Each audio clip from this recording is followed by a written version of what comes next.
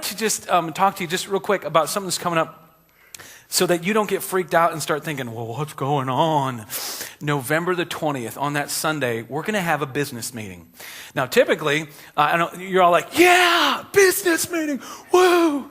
We're going to have a business meeting immediately following the Sunday morning service. Can you turn me down just a little bit in this? Thank you. And the reason why is twofold. Typically, every February we have one. We'll still have one in February. But the reason we want to do this is, first of all, because the eldership, our Constitution bylaw says that lays out that we should have 3 elders at no fewer than 3 elders at a time. And because of, I'm just going to pick on him, Matt Painter, not going to mention any names. Matt Painter is one of our elders right now, Matt and Gary Kripe and Arlen Eicher.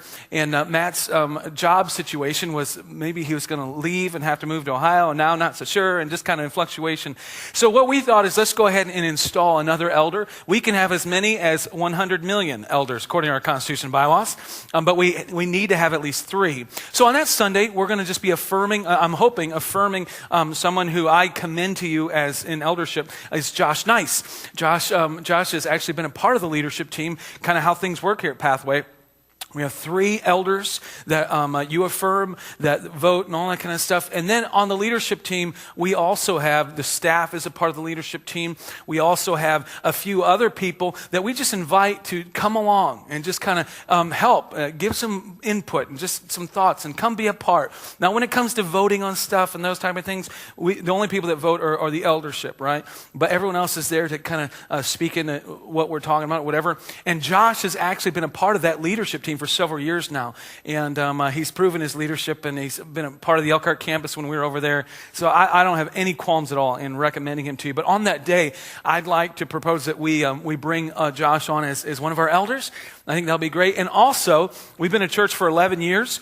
We have a Constitution and bylaws. If you ever have a hard time sleeping, forget the pills. Just pull out the Constitution and bylaws. Start reading it. It'll put you to sleep real quick. But there are a few things in that Constitution and bylaws that we really feel like we ought to just catch it up to more kind of where we're at and what we're doing. We more kind of, this is kind of where we're going. Oh, we better catch up the Constitution and bylaws. Then let's change the Constitution and bylaws so it can tell us what to do. No. Any kind of a document like that ought to be something that frees us up to be what God's called us to be. So we're going to make a couple of changes, and I hope to have those changes in front of your face, maybe with a little explanation in the next few weeks here. Before the meeting, you will have those changes. We've already, as a leadership team, been discussing them for a few months, and so we'll put those before you, and then you can look over them, ask questions even before the meeting. But I'm hoping it's not going to be a long meeting, just kind of short, have some discussion, and we'll go from there. So I want to make sure you're aware of that. November 20th, immediately following the service, and that will be good stuff.